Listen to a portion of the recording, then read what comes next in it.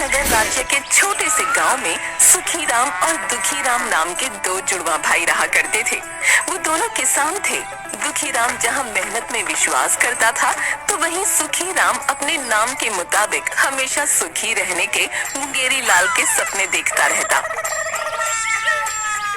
एक दिन सुखीराम अपने घर पर आराम की नींद सो रहा था कि तभी उसके पड़ोस में रहने वाली जमुना ताई उसे जाकर बोली, अरे यहाँ पर तुम आराम से सो रहे हो, वहाँ तुम्हारा छोटा भाई फसल काट रहा है, तुम्हें फसल नहीं काटने जाना क्या? अरे जमुना ताई, मैंने तो कल ही सारी फसल काट ली। समझ गई, लगता है हर साल की तरह इस बार भी तेरे भाई की फसल तेरी फसल से दुगनी होगी। सुखीराम दौड़ते हुए अपने भाई के खेत में जाकर गुस्से से बोला, माता पिता ने मेरा नाम सुखीराम रखा था, मगर अपने नाम के मुताबिक मैंने अपनी किस्मत उल्टी ही पाई है।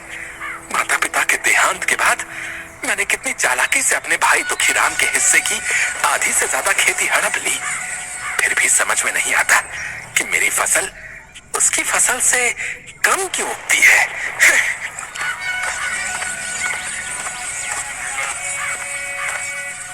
सुखीराम घर पर जाकर दोबारा सो गया।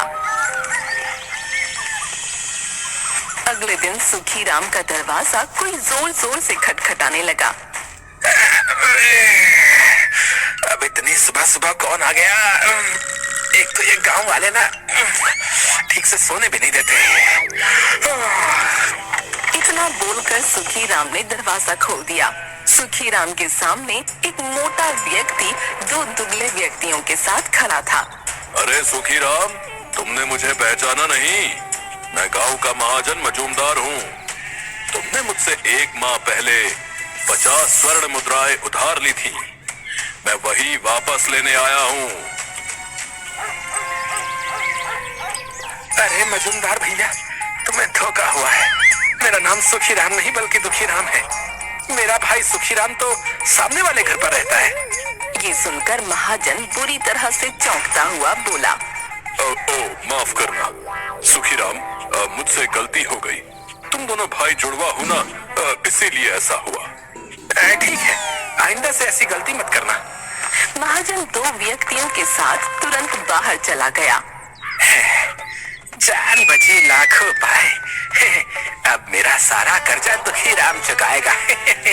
महाजन तुरंत दुखीराम के घर पहुंचकर उसका दरवाजा पीटने लगा। दुखीराम दरवाजा खोलकर महाजन से बोला, अबे क्या है? दरवाजा तो तू ऐसे पीट रहा है जैसे कि तेरा मेरे ऊपर कोई कर्ज निकल रहा हो। 1 माह होने को आया है, आज तो 50 स्वर्ण मुद्राएं वापस लिए बगैर नहीं लौटूंगा, बताए दे रहा हूँ। चलो अब निकालो मेरी मुद्राएं। अबे तेरा दिमाग तो ठीक है, हैं? कहीं तो नशे में तो नहीं है? रात को भांग के पकौड़े खा के सोया था क्या बे? मैंने कौन सी मुद्राएं ली है बे तुझसे? देखो सुखीराम, 50 स्वर्ण मुद्राओं के लिए अपना ईमान खराब मत करो, और मैंने कोई भांग के पकौड़े नहीं खाए हैं। ये सुनकर दुखीराम बुरी तरह से चौंकता हुआ बोला, अरे भैया, मेरा नाम सुखीराम नहीं है बल्कि दुखीराम है। मेरा भाई सुखीराम तो सामने वाले मकान पर रहता है। जाओ जाकर उससे अपना कर्ज वसूलो। मेरे माथे में क्यों दर्द कर रहे हो? जाओ यहाँ से। इतना बोलकर दुखीराम ने दरवाजा बंद कर दिया। महाजन अपना सर खुजाते हुए बोला, मगर मैं जहाँ से आया हूँ उसने तो बताया है कि वो दुखीराम है। दुखीराम सुखीराम, सुखीराम दुखीराम, अजीब गोरख धंधा है। जब ये दोनों ही दुखीराम है तो फिर सुखीराम कौन है? अरे अरे मैं पागल हो जाऊंगा। तभी महाजन के दो साथियों में से एक साथी बोला, अरे महाजन जी, मुझे लगता है जहाँ हम पहले गए थे ना, वही सुखीराम है। लेकिन वो तो अपने आप को दुखीराम बोल रहा है। मेरे पास एक उपाय है। इतना बोलकर महाजन का दूसरा साथी महाजन के कान में कुछ बताने लगा। महाजन मुस्कुराते हुए बोला, ये तुमने अच्छा उपाय दिया है, कल इसी को अपनाते हैं। अभी चलो यहाँ से, अब देखता हूँ कैसे बचता है ये सुखीराम।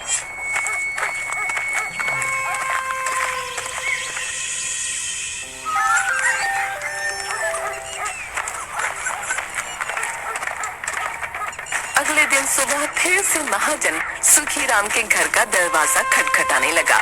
सुखीराम दरवाजा खोलकर महाजन से गुस्से में बोला, अरे भैया, तुम्हें बताया तो था कि मैं सुखी राम हो, मैं जानता हूँ, इसलिए तो तुम्हारे पास आया हूँ। दरअसल कल मुझसे एक बहुत भारी भूल हो गई। 50 स्वर्ण मुद्राएं तुम्हारी तरफ नहीं बल्कि 100 स्वर्ण मुद्राएं मेरी तरफ तुम्हारी निकल रही हैं। अब माफ करना सुखी राम, तुम्हें शायद याद ना हो, लेकिन मेरे खाते में लिखा है कि बहुत सालों पहले मैंने सुखी राम से 200 स्वर्ण मुद्राएं उधार ली थी, जिनमें से 100 मैंने उसे लौटा दी और बाकी बची स्वर्ण मुद्राएं मैं तुम्हें आज लौटाने आया हूँ। लेकिन तुम सुखी राम ही हो ना? ये सुनकर सुखी राम खुश होता हुआ बोला, अरे अरे, अगर ऐसी बात थी तो तुम्हें पहले बताना चाहिए था ना। मेरा नाम ही सुखी राम है। लाओ लाओ लाओ, अब जल्दी से मुझे मेरी 100 स्वर्ण मुद्राएं दे दो। और ऐसी भूल दोबारा मत करना। जल्दी निकालो मेरी स्वर्ण मुद्राएं। ये सुनकर महाजन अपने दोनों साथियों से बोला, यही है सुखी राम, इसी से तुम्हें मेरी 50 स्वर्ण मुद्राएं वसूलनी है। अब कैसे वसूलनी है ये तुम जानो। इतना कहकर महाजन वहाँ से चला गया और महाजन के दोनों साथी सुखी राम को बुरी तरह से पीटने लगे। सुखी राम कराते हुए बोला, अरे भैया रुको, अरे हाय, अरे अरे अरे मत मारो भैया, अरे मोरी भैया, अरे कूट दियो रे। अरे वो शरीफ के साथ होशियारी अच्छी नहीं। अरे छोड़ दो भाई। अरे अरे मार डाला रे।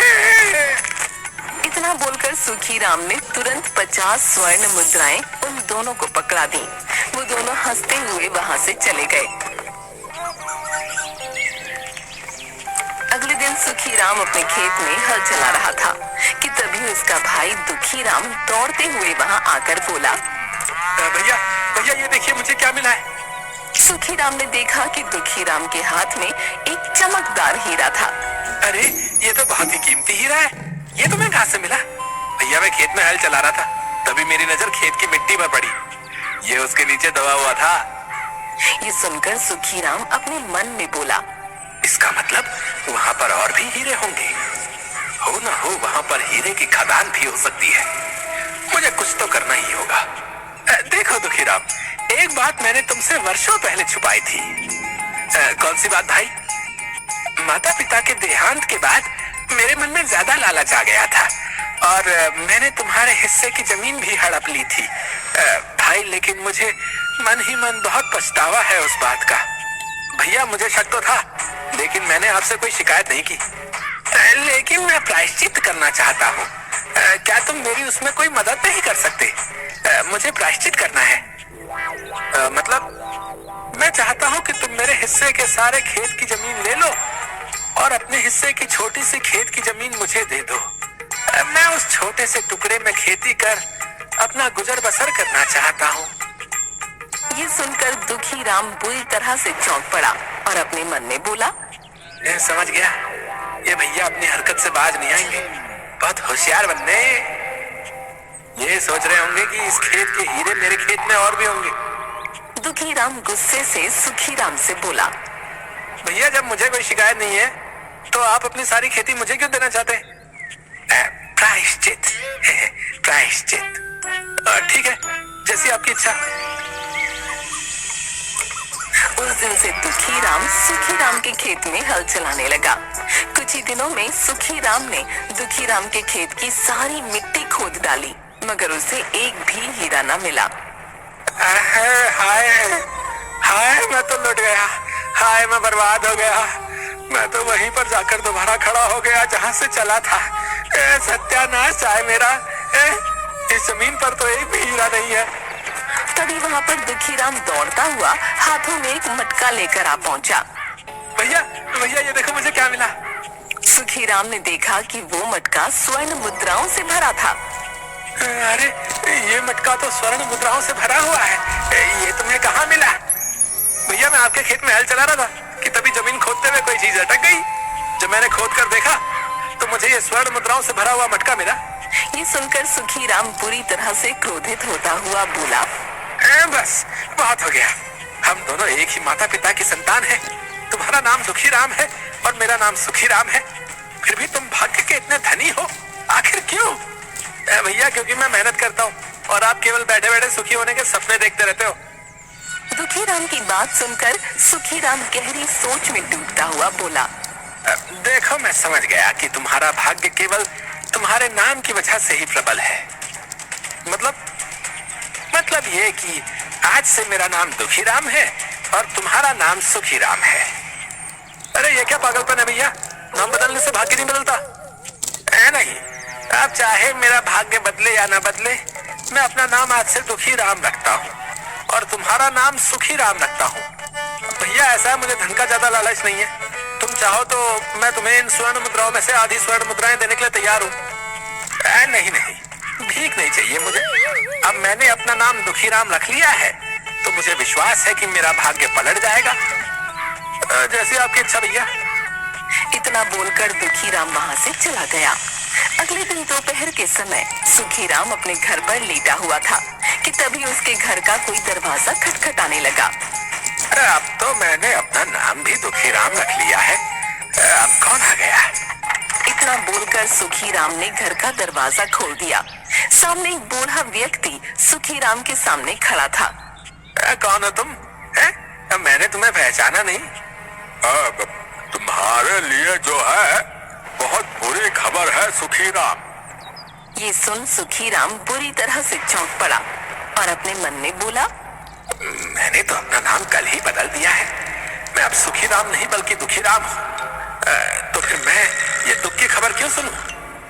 इतना बोलकर सुखीराम उस बूढ़े से बोला, देखो भाई, तुम गलत घर पर आ गए हो। मेरा नाम सुखीराम नहीं बल्कि दुखीराम है। सुखीराम मेरे सामने वाले घर पर रहता है। बूढ़ा व्यक्ति चुपचाप वहां से चला गया और दुखीराम के घर का दरवाजा खटखटाने लगा। दुखीराम ने तुरंत दरवाजा खोल दिया। क्षमा कीजिएगा, मैंने आपको पहचाना नहीं। तुम्हारे लिए बहुत बुरी खबर है सुखीराम। दुखीराम कुछ कह नहीं वाला था कि तभी उसे कल की घटना याद आ गई और वो अपने मन में बोला, मेरा नाम तो आज से सुखीराम है। दुखीराम उस बूढ़े से बोला, क्या बुरी खबर है? सुखीराम, कल अचानक तुम्हारे बूढ़े चाचा का जो है निधन हो गया है। उनकी कोई संतान नहीं थी, इसलिए अंतिम संस्कार की प्रक्रिया तुम्हें ही पूरी करनी है। और तो और तुम्हारे बूढ़े चाचा के नाम बहुत सारी संपत्ति थी। उन्होंने अपनी सारी संपत्ति मरने से पहले सुखीराम मतलब कि तुम्हारे नाम कर दी थी। अब से उस सारी संपत्ति के वारिस तुम ही हुए। ये सुनकर दुखीराम चौंकता हुआ बोला, लेकिन चाचा जी ने सारी संपत्ति सुखीराम मतलब कि मेरे ही नाम क्यों की? वो हमेशा कहते थे कि उनके 2 भतीजे हैं। दुखीराम तो मेहनती है और उसके खेत में फसल भी अच्छी होती है, मगर उसका जुड़वा भाई जो है यानी कि सुखीराम, वो एक आलसी व्यक्ति है जो ठीक से मेहनत नहीं करता। उन्हें तुम्हारा बहुत बुरा लगता था बेटा, इसलिए उन्होंने अपनी सारी संपत्ति तुम्हारे नाम कर दी। अब जल्दी चलो, उनके अंतिम संस्कार की तैयारी करनी है। दुखीराम उस बूढ़े व्यक्ति के साथ वहां से चल दिया। सामने सुखीराम अपने दरवाजे की खिड़की से दुखीराम को जाते हुए देख रहा था। मूर्ख कहीं का, पता नहीं कौन बूढ़ा व्यक्ति है जो उसके साथ चला जा रहा है। इतना बोलकर सुखीराम फिर से लेट गया कि तभी उसके घर का दरवाजा फिर से कोई खटखटाने लगा। अरे आप कौन आ गया? सुखीराम ने जैसे ही दरवाजा खोला तो सामने एक सैनिक खड़ा था। क्या तुम्हारा ही नाम दुखीराम है?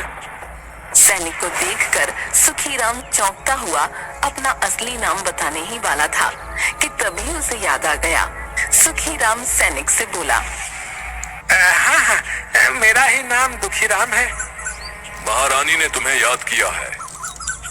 लेकिन महारानी को मुझसे क्या काम पड़ गया?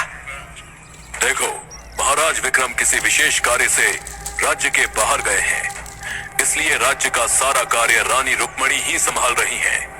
उन्होंने तुम्हें बतौर अतिथि अपने महल में बुलाया है। ये सुनकर सुखीराम खुश होता हुआ बोला, अरे वाह, नाम बदलते ही मेरे तो दिन बदल गए हैं। इसका मतलब मेरा भाग्य पलट गया।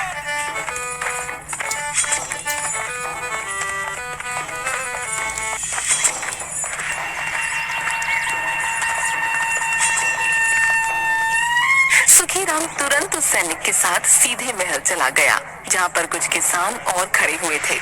रानी रुक्मणी सुखीराम की ओर देखकर बोली, तुम्हारा ही नाम दुखीराम है? हाँ, मेरा ही नाम दुखीराम है। मुझे सूचना मिली है कि तुम्हारे खेत में राज्य की सबसे अच्छी फसल होती है, क्या यह सत्य है? दुखीराम अपने मन में बोला।